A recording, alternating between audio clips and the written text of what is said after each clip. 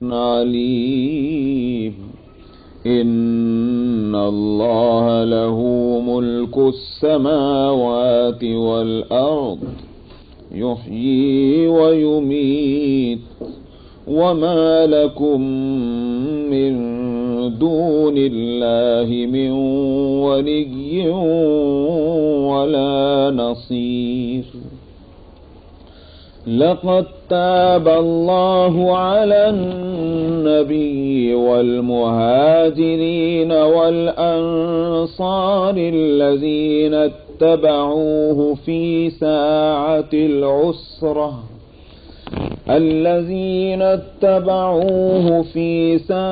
العسرة من بعد ما كاد يزيغ قلوب فريق منهم ثم تاب عليهم إنه بهم رؤوف رحيم وعلى الثلاثة الذين خلفوا حتى إذا ضاقت عليهم الأرض بما رحبت وضاقت عليهم أنفسهم وظنوا أن لا ملجأ من الله إلا إليه ثم تاب عليهم ليتوبوا إن الله هو التواب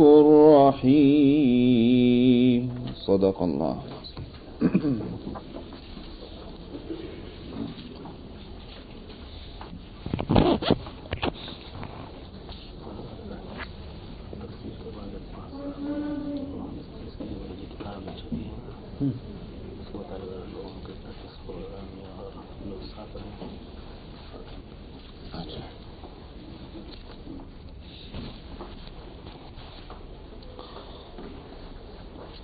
اتنی بات تو یاد ہوگی کہ یہ میں بتلا چکا ہوں کہ یہ آیتیں جو اس سے پہلے گزر چکی ہیں تقریباً 2-3 رکوع، ان کا نزول ہوا ہے جب نبی کریم صلی اللہ علیہ وسلم غزوہ تبوک سے واپس تشریف لا رہے ہیں. ایک بات تو یہ اپنے ذہن میں محفوظ رکھی جائے. دوسری بات یہ ہے کہ غزوہ تبوک ہوا ہے کب؟ سن 9 ہجری میں. تو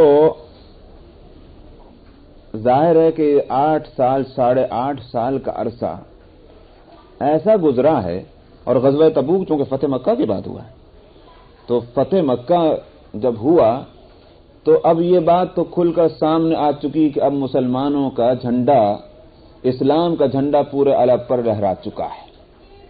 مسئلہ یہ شمالی سرحد کا تھا کہ جہاں کہ عرب کی حدیں ملتی تھیں روم کی سلطنت سے، جو اس وقت کی سب سے بڑی طاقت تھی، اور وہاں اس سرحد کے اوپر عرب عیسائیوں کے قبائل آباد تھے.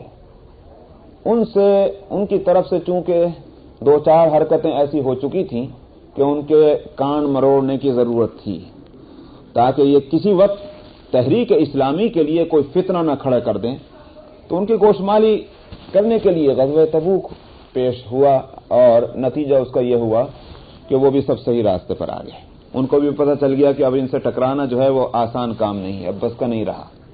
یہ بات ذہن میں رکھیے. اس فضا میں وہ منافقین جو مدینے اور مدینے کے قرب و جوار میں رہتے ہیں، ظاہر ہے کہ ان کو دن کو تو تارے نظر آنے ہی لگے ہیں. کیوں؟ اس واسطے کہ انہوں نے نفاق جو اختیار کیا تھا وہ اس لیے اختیار کیا ہوا تھا کہ مسلمانوں کی ابھی تک طاقت پورے طور پر سامنے نہیں آئی.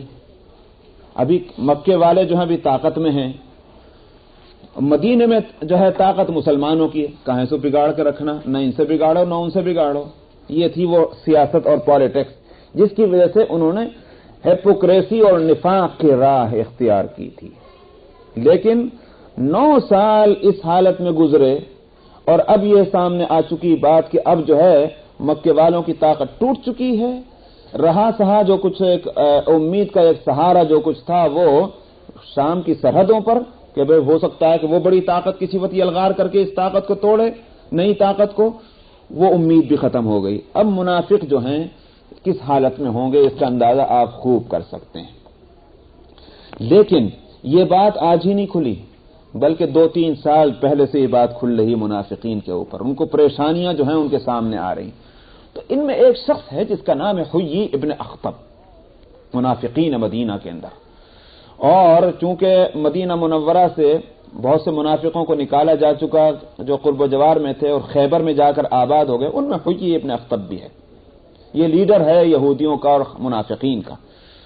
حیی ابن اخطب نے مدینے میں جو رہنے والے منافقین تھے جو اصل میں یہودی تھے اندر سے، ان کو ایک پیغام بھیجا کہ تم لوگ کامیاب نہیں ہو سکتے مسلمانوں کے مقابلے میں جب تک کہ تم کوئی ایسی جگہ نہ تجویز کر لو کہ جہاں تمہارے خیال افراد جو ہیں وہ جمع ہو جایا کریں اور وہاں بیٹھ کر تم حالات کی اسٹڈی کر سکو، سچویشن کی، اور اس کے روشنی میں بیٹھ کر کے آئندہ کے لیے پلان بنا سکو، منصوبے بنا سکو۔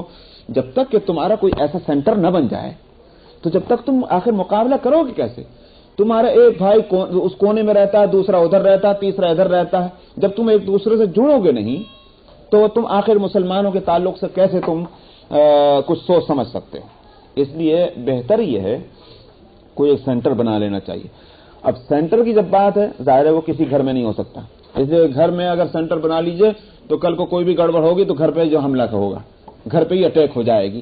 لہذا گھر سے ہٹ کر کے کوئی ایسی جگہ ہو جو کامن ہو، ہر آدمی آ سکے، اور اس کو بنایا اسی واسطے جائے کہ صاحب یہاں اصل غرض تو یہ ہے کہ مسلمانوں کے گویا یوں کہیے کہ حرکتوں کو ہمیں دیکھنا ہوگا، اس پر نظر رکھنی ہے، لیکن عنوان اس کا کیا ہو؟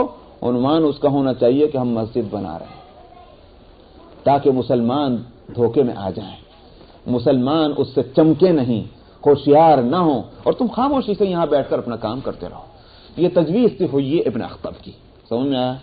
منافقین مدینہ کی بات سمجھ میں آ گئی، بھائی بڑی پتہ کی بات کہی اس نے، لہذا کیوں نہ اس پر عمل کیا جائے۔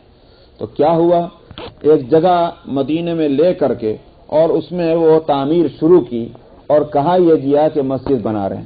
میں کیوں بنا رہے ہیں مسجد؟ اس واسطے کہ اب آبادی بہت بڑھ گئی ہے، اب جو ہے دور مسجد میں جانا جو ہے وہ ذرا مشکل معلوم ہوتا ہے، خاص طور پر فجر اور عشاء میں تو اور بھی زیادہ مشکل ہوتا ہے سردی میں، تو لہذا محلے کے اندر ایک مسجد بنانا چاہتے ہیں تاکہ جو محلے کے لوگ ہیں وہیں پڑھ لیا کریں، چلے جایا کریں گے جمعہ کو کبھی کبھی وہاں، لیکن یہاں آسانی رہے گی۔ مسجد بنائی، کل کو کوئی اور خطرہ نہ پیش آ جائے تو یوں کہیے کہ اس کے مسجد ہونے پر پکی مہر لگ جائے تو نبی کریم صلی اللہ علیہ وسلم کی خدمت میں آئے اور آ کر عرض کیا یا رسول اللہ ہم نے مسجد بنائی ہے، آپ تشریف لے آئیں، 2 رکعت نماز پڑھ لیں تو برکت ہو جائے گی۔ سمجھا آپ نے؟ تو پکی مہر لگوانا چاہ رہے تھے اللہ کے رسول صلی اللہ علیہ وسلم سے کہ جب اللہ کے رسول وہاں نماز پڑھ لیں گے تو پھر کس کی مجال ہوگی کہ مسلمان ترچھی نظر سے دیکھ بھی لے، پھر ہم آزادی کے ساتھ وہاں بیٹھ کر وہ کام کر سکیں گے جو ہم کو کرنا ہے۔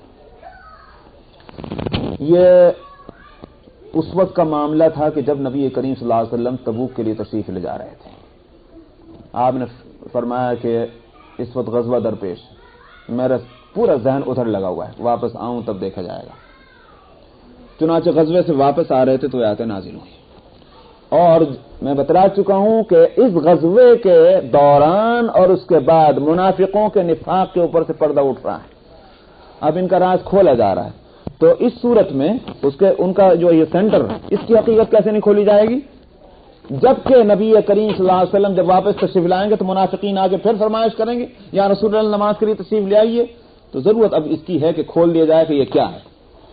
فرمایا کہ والذین اتخذوا مسجدا ضرارا وکفرا وتفریقا بین المؤمنین وارصادا لمن حارب اللہ ورسولہ من قبل، فرمایا کہ وہ لوگ جنہوں نے مسجد بنائی ہے نقصان والے، ضرار، یہ مسجد عبادت کے لیے نہیں ہے، مسلمانوں کو جوڑنے کے واسطے نہیں ہے، مسلمانوں کی اجتماعیت کو مضبوط کرنے کے واسطے نہیں ہے، بلکہ یہ نقصان پہنچانے کے واسطے۔ جبکہ مسجدیں جو بنتی ہیں وہ کس واسطے بنتی ہیں؟ مسلمانوں کے فائدے کے لیے بنتی ہیں۔ کیا ہے مسلمانوں کا فائدہ؟ مل جل کر کے اللہ کی عبادت کریں گے، مل جل کر اللہ کو یاد کریں گے، اور ملنے جلنے کا فائدہ یہ ہوگا کہ ایک دوسرے کی ہمدردی اور بہی خائی اور ایک دوسرے کے فائدے والی باتیں بھی سوچیں گے. یہی غرض ہے مسجد کی. لیکن یہ مسجد جو بنائی گئی ہے بالکل اس کے اپوزٹ غرض کے لیے بنائی گئی، اس لیے اس کو ضرار فرمایا، نقصان کی صورت ہے یہ. وکفرن، اور مسجد بنتی ہے اسلام کا مرکز، لیکن یہ تو کفر کا مرکز بن رہا ہے، اس لیے فرمایا کفرن. وتفریقا بین المؤمنین، اور یہ مسلمانوں کو جوڑنے کے واسطے نہیں، مسلمانوں میں پھوٹ ڈالنے کے واسطے. کیوں پھوٹ ڈالنے کے لیے؟ اس لیے کہ کچھ بیچارے جو یوں کہیے کہ سیدھے سادے مسلمان ہوں گے، وہ سمجھیں گے بھئی مسجد یہ بھی ہے، مسجد وہ بھی ہے، کہاں کو جائیں ہم مسجد نبوی کے اندر، یہ قریب مسجد ہے، لاؤ اسی میں نماز پڑھ لیں، حالانکہ یہ مسجد نہیں ہے.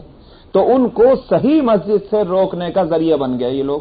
وہ تفریقا بین المؤمنین، اور جب دوسرے مسلمان ان سے کہیں گے میں وہاں کیوں جاتے ہو، بھائی وہ بھی تو مسجد ہے نا، تو لیجئے مسلمانوں کے اندر پھوٹ پڑنے لگی. وہ تفریقا بین المؤمنین وارصادا لمن حارب اللہ ورسولہ من قبل، اور یہ ان لوگوں کے واسطے گھات بن گئی. گھات جانتے ہیں کس کو کہتے ہیں؟ گھات نہیں معلوم؟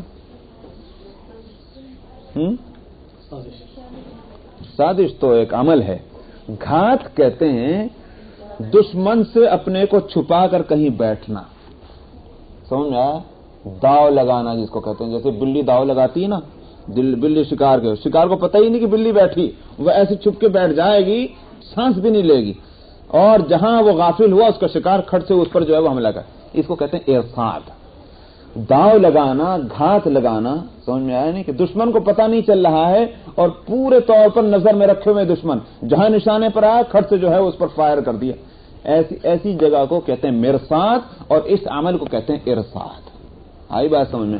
وَإِرْصَادًا لِمَنْ حَارَبَ اللَّهَ وَرَسُولَهُ، فرمایا کہ جو اللہ اور اس کے رسول سے جنگ کریں یہ ان کے واسطے گھات کی جگہ بن گئی. کیوں کہ یہاں چھپے رہیں گے، اور ظاہر ہے کہ مسلمانوں کو معلوم نہیں ہوگا کہ یہ کیوں بیٹھے ہیں، حالانکہ یہیں سے سارے جو ہے پلان تیار ہوں گے مسلمانوں کی مخالفت اور مقابلے کے. تو وہ ارصادن، تو مسجد جو ہے یہ اس واسطے بن رہی ہے. وَلَا يَحْلِفُنَّ إِنْ أَرَدْنَا إِلَّا الْحُسْنَى، اور اے پیغمبر یہ ضرور بضرور قسم کھائیں گے آپ سے کس بات کی؟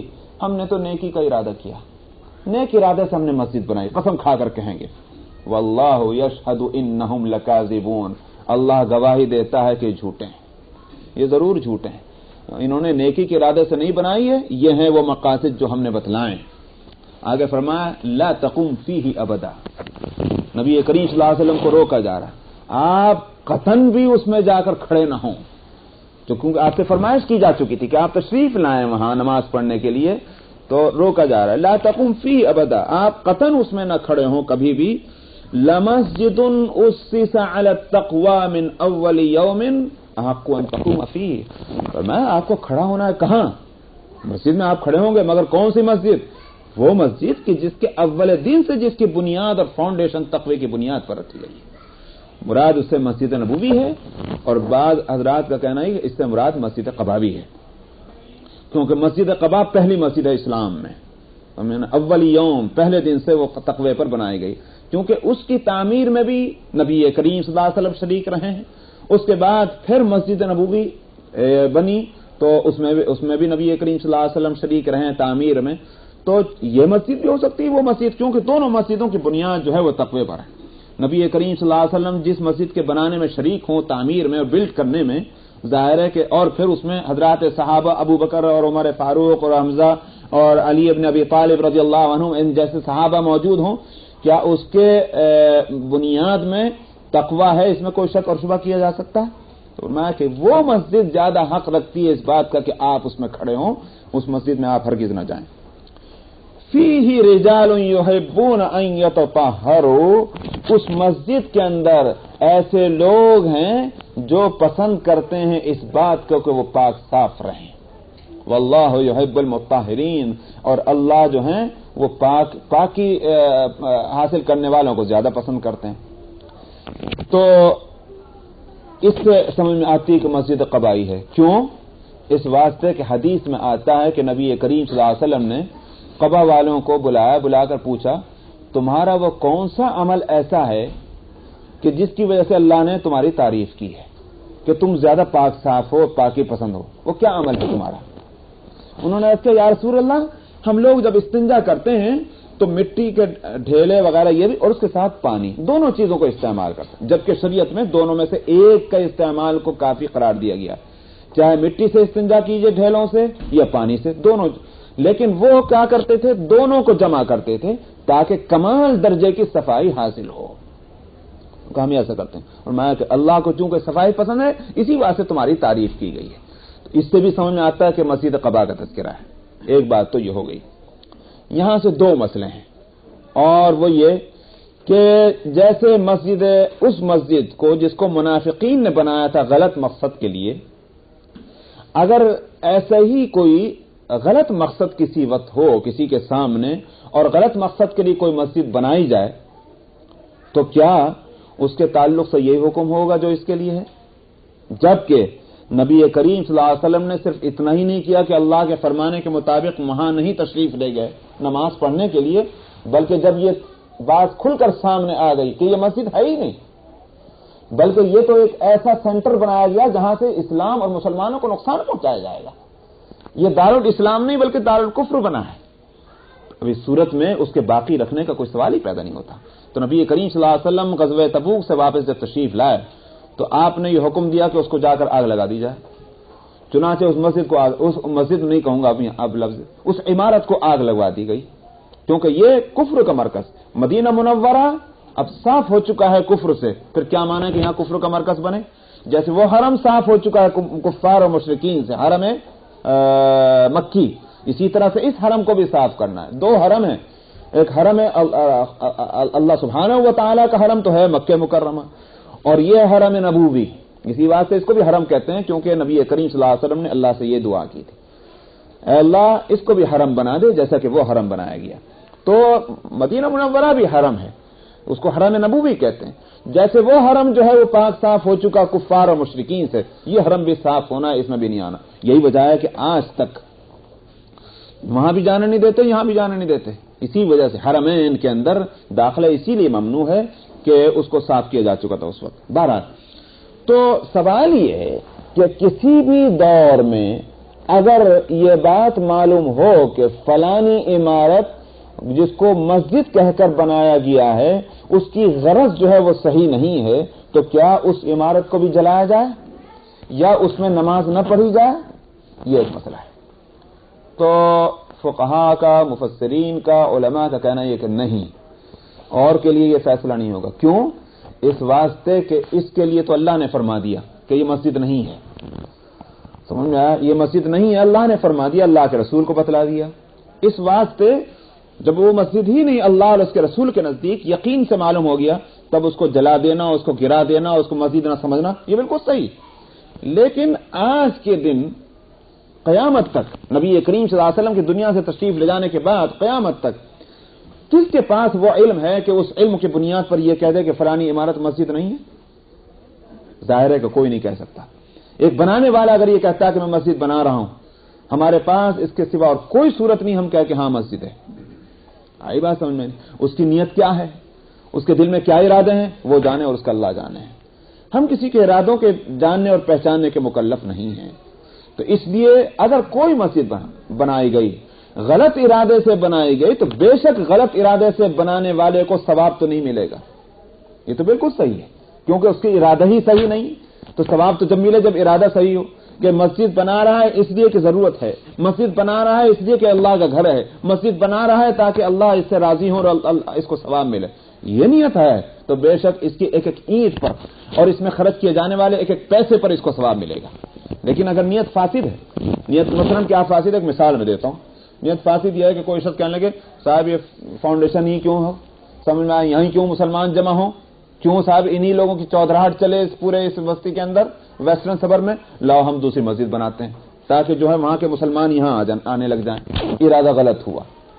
تو ایسا کرنے کا صورت میں اس کو مسجد بنانے کا ثواب تو نہ ملے گا، لیکن مسلمانوں کے لیے یہ ہرگز جائز نہیں ہوگا کہ لے جا کر اس عمارت کو توڑیں، اس کو گرائیں یا آگ لگائیں یا اس کے خلاف پروپیگنڈا کریں، یہ نہیں، جس کو جانا ہو وہاں جائے، جس کو جانا ہو یہاں جائے۔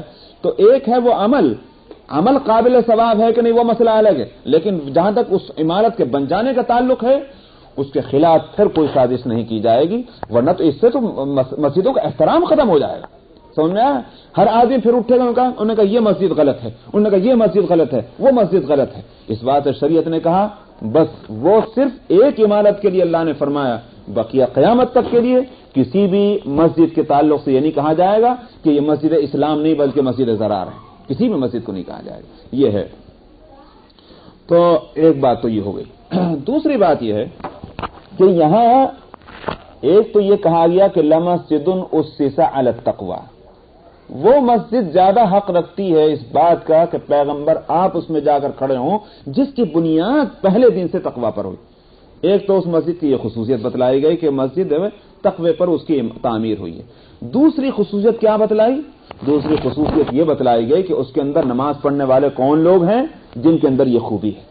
اس سے یہ مسئلہ سامنے آیا کہ ویسے تو ساری مسجدیں اللہ کا گھر ہیں، جس مسجد میں بھی نماز پڑھنے جائیں گے ثواب ملے گا مسجد کا، لیکن اس سے یہ فضیلت سامنے آئی کہ اگر ہم کو یہ معلوم ہو کہ فلانی مسجد وہ ہے کہ جس کے اندر نماز پڑھنے والے بڑے اچھے لوگ ہیں، اس میں نماز پڑھنے والے نیک لوگ ہیں، اللہ والے لوگ ہیں، بزرگ وہاں نماز پڑھتے ہیں، اگر اس وجہ سے کوئی شخص اپنی کوئی مسجد دوسری مسجد چھوڑ کر وہاں نماز پڑھنے جائے تو یہ بھی ایک شریعت میں مطلوب ہوگا. اس لیے کہ یہاں اس مسجد کے تعلق سے دو باتیں کہی گئیں، ایک تو خود اپنی ذات سے مسجد کی بنیاد تقوی پر، دوسرے اس میں نماز پڑھنے والے جو ہیں ان کا عمل وہ ہے کہ جو اللہ کو پسند ہے.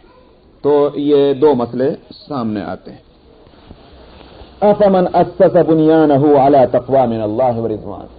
اور تیسری بات یہ بھی سامنے آئی کہ جس کو بیان کرنا کم از کم اس ملک میں نہایت ضروری ہے، اور وہ یہ کہ اللہ کو پاکی اور صفائی کا عمل بہت پسند ہے، بہت پسند ہے.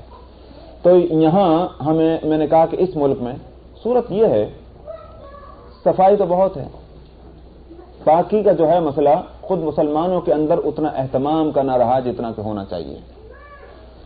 میں دیکھتا ہوں کہ ہمارے بڑے جو مائگریٹ کر کے آئے ہیں، خیر ابھی تک وہ تو سملے ہوئے ہیں، لیکن جو یہ سیکنڈ جنریشن جو ہے، جو بچے یہاں پیدا ہوئے ہیں، وہ امریکن بچوں کے اور اسکولوں میں جو ان کو جس طرح سے ان کو ٹرین کیا جاتا ہے اس کی وجہ سے، اور امریکن بچوں کو دیکھا دیکھی، ان میں پاکی اور ناپاکی کا وہ شعور ہے ہی نہیں کہ جو ایک مسلمان کے اندر ہونا چاہیے.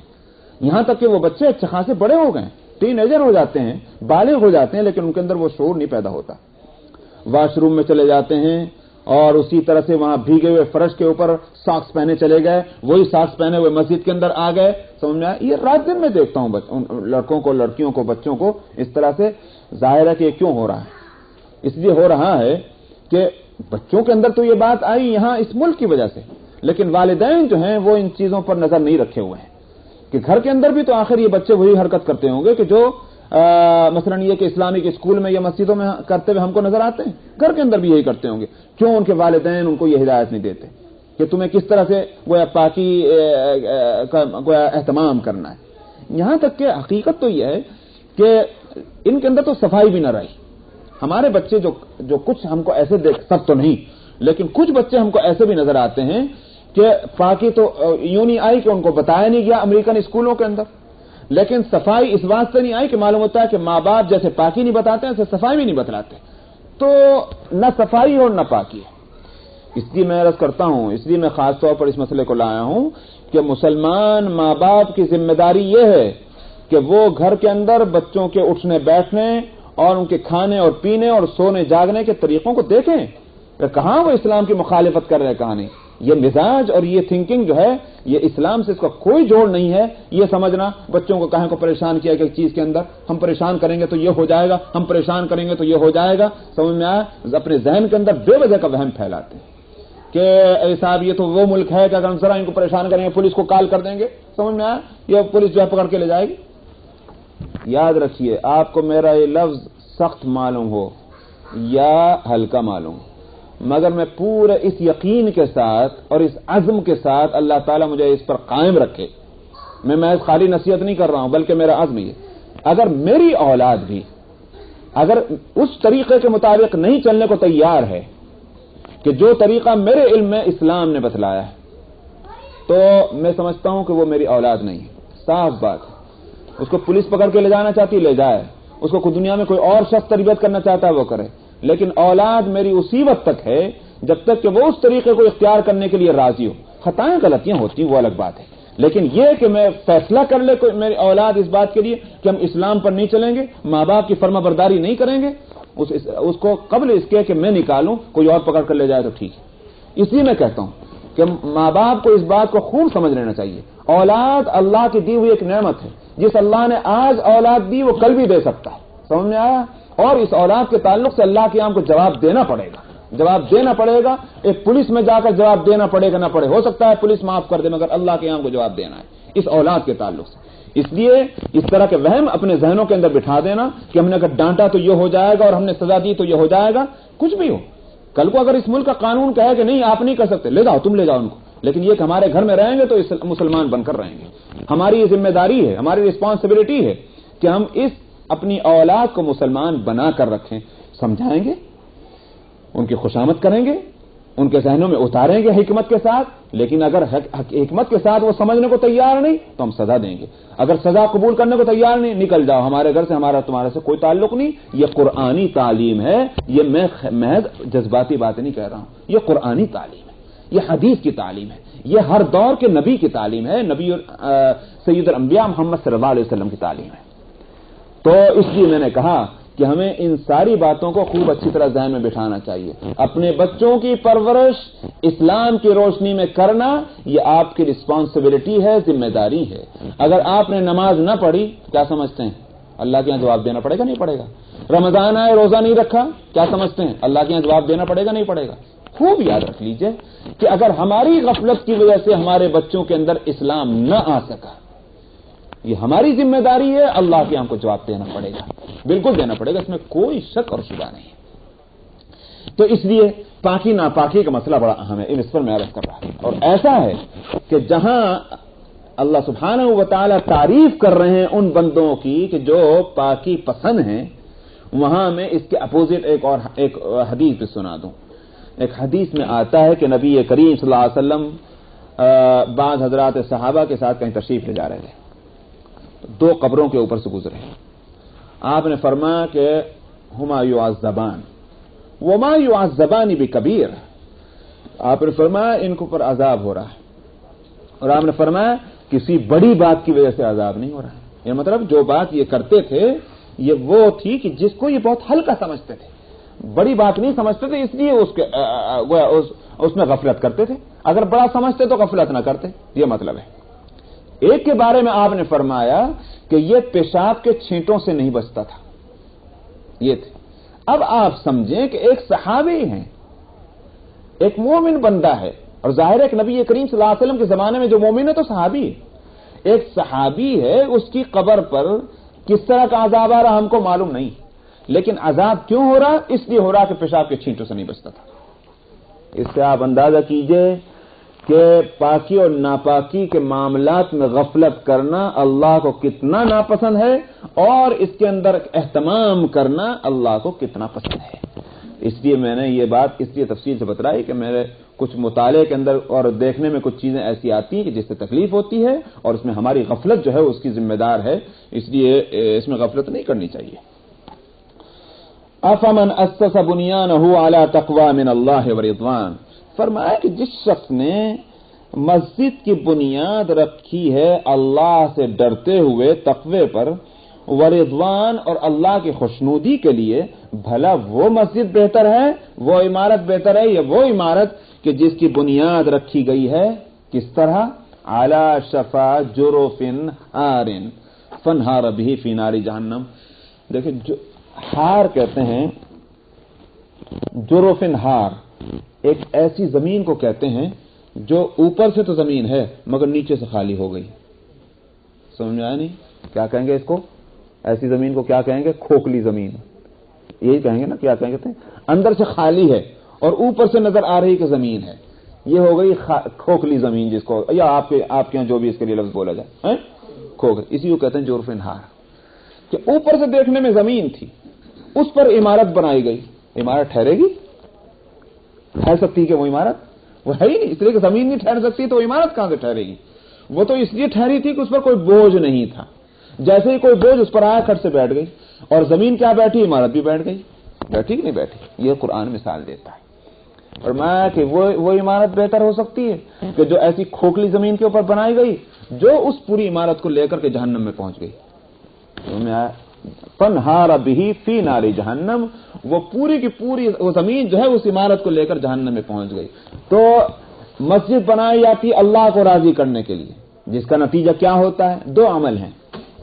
ایک عمل تو یہ ہے کہ جو واقعتاً مسجد بنائی گئی، صحیح طور پر مسجد، تو اس کی جزا تو کیا بتلائی گئی؟ حدیث میں فرمایا گیا من بنا للہ مسجدا بنا اللہ لہ مثلہ بیتا فی الجنہ، جس نے اللہ کے لیے مسجد بنائی دنیا میں، اللہ کے لیے، اللہ تعالیٰ اس کے لیے جنت میں اسی جیسا گھر بناتے ہیں، اس کی جزا ملے گی۔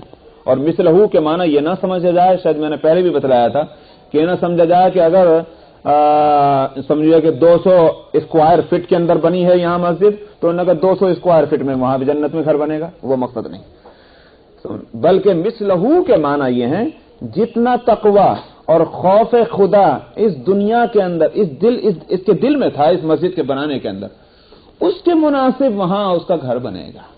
وہاں سارے اعمال کی جزا خلوص اور تقوی کی بنیاد پر ہے، عمل کی مقدار پر نہیں۔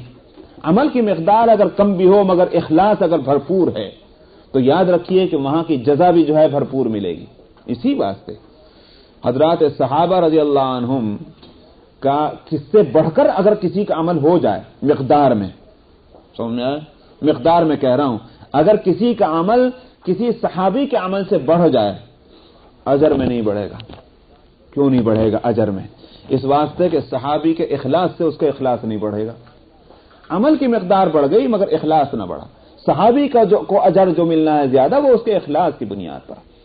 تو اسی واسطے بہت اچھی بات یہ ہے کہ بعض بزرگوں کے تعلق سے حضرت تھانوی رحمۃ اللہ علیہ نے خوب بات کہی کہ بزرگوں کی جو فتوحات ہیں، اور فتوحات کا لفظ آپ کو معلوم ہے، فتوحات ایک محاورہ ہے، فتوحات بزرگوں کے ہاں ایک محاورہ ہے، اس کے معنی یہ ہوتے ہیں کہ ہم نے جا کر دیکھا کسی بزرگ کے یہاں روز 100 آدمی کھانا کھا رہے ہیں، ارے بھائی کہاں سے آ رہا ہے، کہاں سے کھائے چلے جا رہے ہیں؟ ہمارے یہاں تو 10 آدمیوں کا جو ہے وہ کھانا چلانا بہت مشکل ہے، سمجھ میں آیا؟ جیب اجازت نہیں دیتی کہ 10 آدمیوں کو کھانا کھلائیے، وہاں 100 آدمی کھا رہے ہیں، کیا ہو رہا ہے، کہاں سے آ رہا ہے؟ اس کو کہتے ہیں فتوحات۔ وہ غیبی انتظام ہوتا ہے، شروع میں جب تنگیاں اٹھاتے ہیں اللہ کے واسطے، تنگیاں اٹھاتے ہیں اور اس پر صابر اور قانع ہو جاتے ہیں، اور دل سے وہ خواہش نکل چکی ہوتی ہے کہ جو دنیا داری کی ہے، تو پھر اللہ تعالیٰ ان کے اوپر دروازے کھولتے ہیں نعمتوں کے۔ وہ نعمتوں کا فائدہ ان کو نہیں ہوتا بلکہ اس سے دنیا والوں کو فائدہ پہنچتا ہے، وہ ہے دراصل فتوحات۔ تو نظر تو یہ آ رہا کہ ان حضرت کو خوب مل رہا ہے، سمجھ میں آیا؟ ہاں نا کہ وہ اللہ کی طرف سے آتا ہے، اس کا نام ہے۔ تو حضرت تھانوی رحمۃ اللہ علیہ فرماتے تھے کہ لوگ بعض بزرگوں کے فتوحات کو تو دیکھتے ہیں مگر یہ نہیں دیکھتے کہ اس سے پہلے انہوں نے محنتیں کتنی کی تھیں جس کے نتیجے میں یہ دروازے کھلے ہیں، وہ محنتوں کا دور نہیں دیکھا انہوں نے۔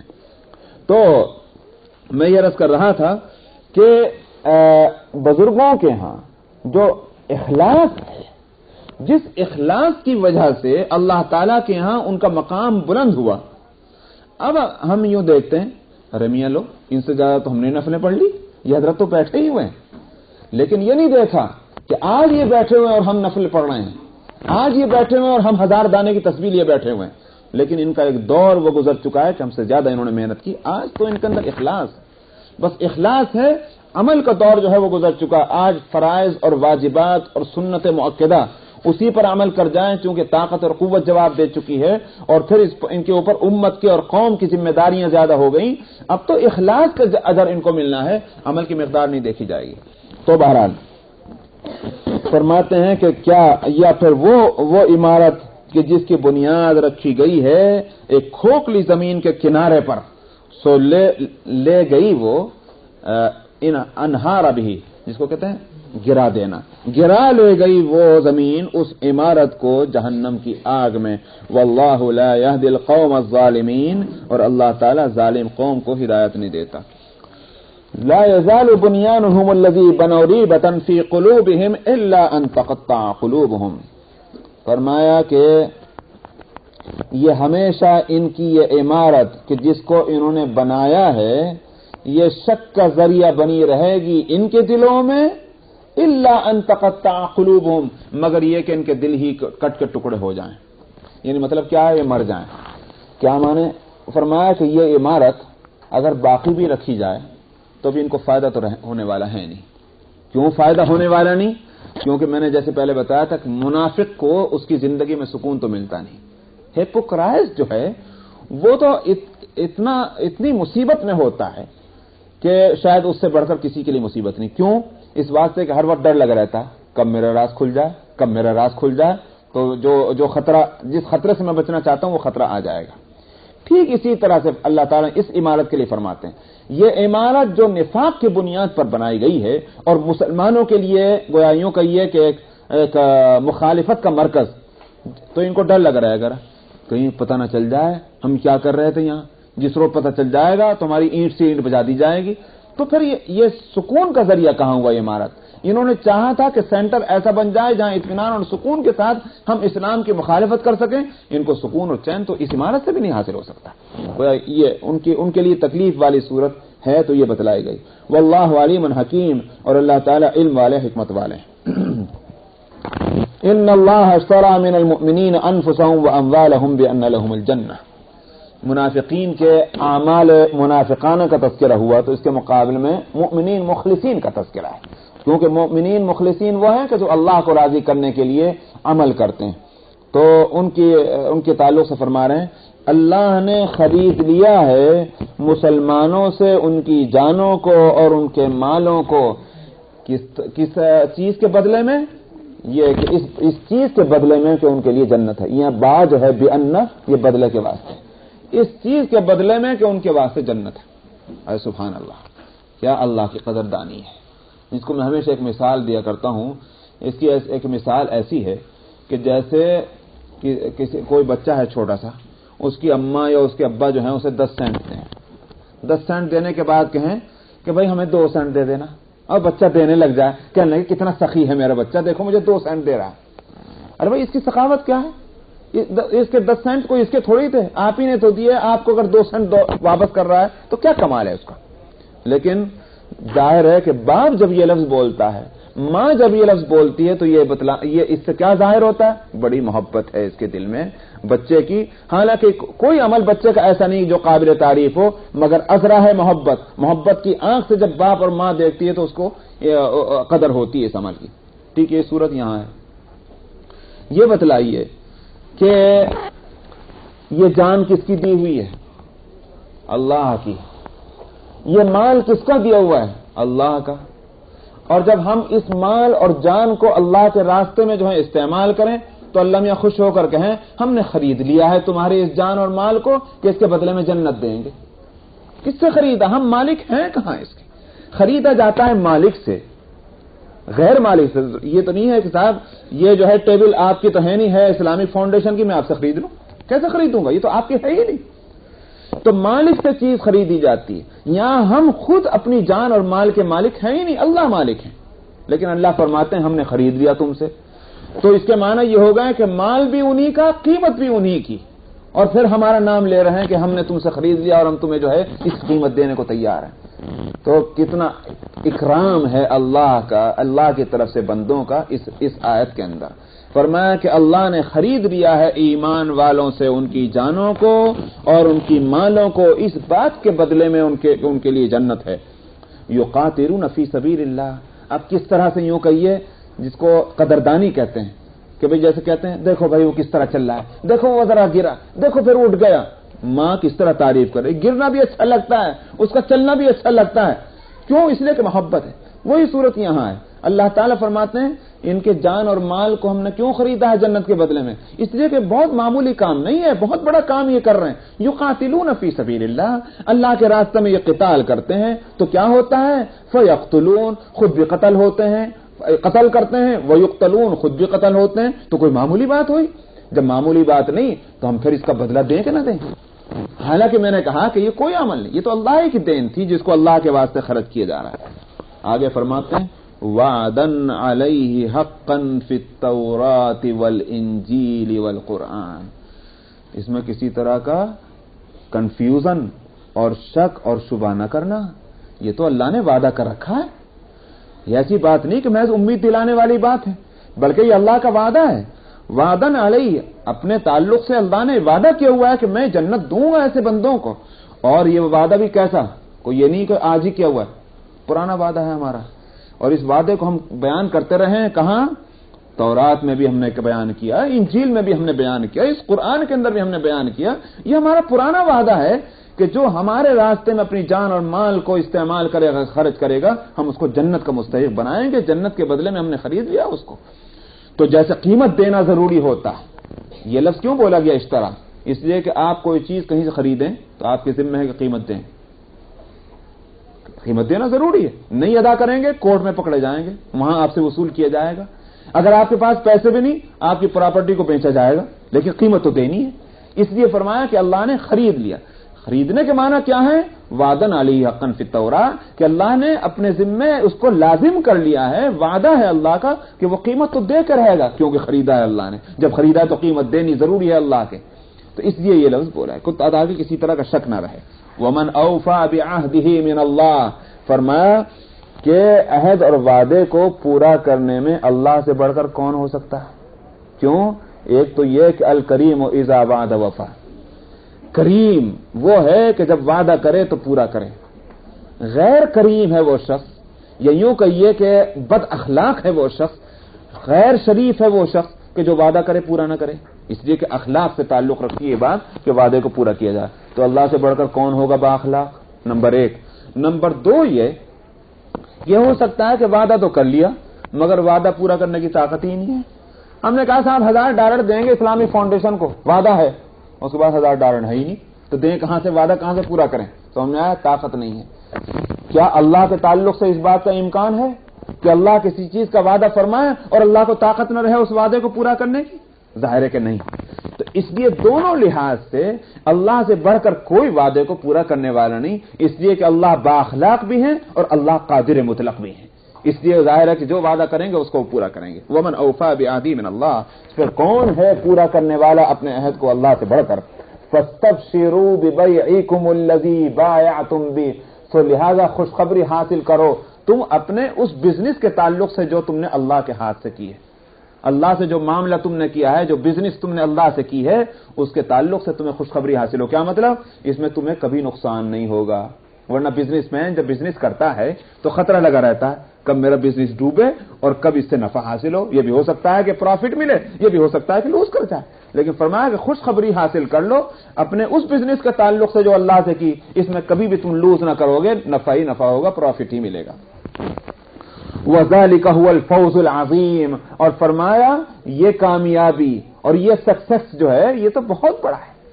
تم دنیا میں سمجھتے ہو کہ ہم نے $1000 خرچ کیے اور ہمیں $1000 کہیں جا کر اسٹور میں خرچ کرتے تو کچھ سامان ہی آتا، لو جی مسجد میں دے دیا، کیا ملا؟ فرمایا نہیں، یہ مت سمجھنا. وَذَلِكَ هُوَ الْفَوْزُ الْعَظِيمُ، یہی کامیابی بڑی کامیابی ہے جو اللہ کے ہاتھ جو بزنس کیا جاتا ہے، یہی بہت بڑی کامیابی. جیسے وہ جو پتہ نہیں میں نے پچھلے ہفتے بتایا نہیں بتایا تھا وہ واقعہ کہ حضرت بتایا تھا، ہاں بس اسی کو یاد رکھیے جو میں نے کہا تھا کہ حضرت حاتم اسم کا، کہ اللہ کے راستے میں جو چیز خرچ کر دی جائے اس کو سمجھتے ہیں محفوظ ہو گئی. تو اس سے بڑھ کر کامیابی کی اور کیا صورت ہے. وبشر التائبون العابدون الحامدون السائحون الراکعون. یہیں تک رکھیے اور اس لیے کہ 10 منٹ ہیں.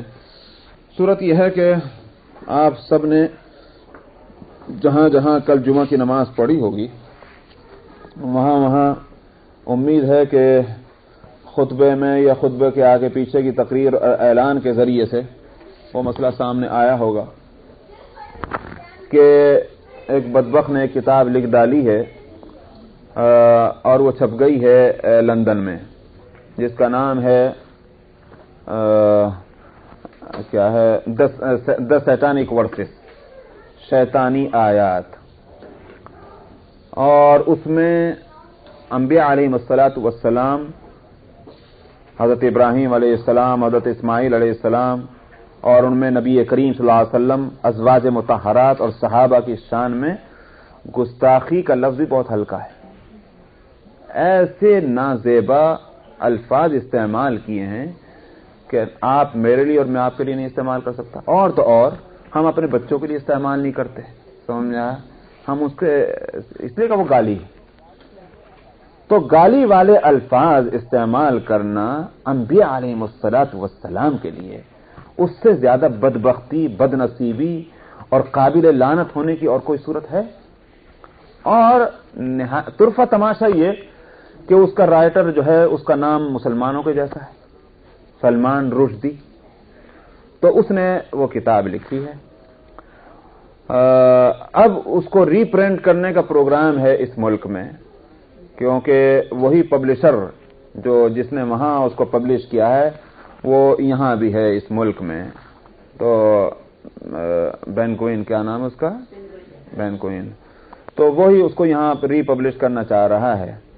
اب اس تعلق سے ہم لوگوں نے یہ پروگرام بنایا کہ اس طرح کے خطوط بھیجے جائیں پبلشر کے پاس بھی، اور اس دباؤ ڈالا جائے کہ وہ کتاب یہاں نہ چھپے، اور جو چھپ چکی ہے اس کی جتنی کاپیز جہاں جہاں بھی ہوں اس کو وہ روک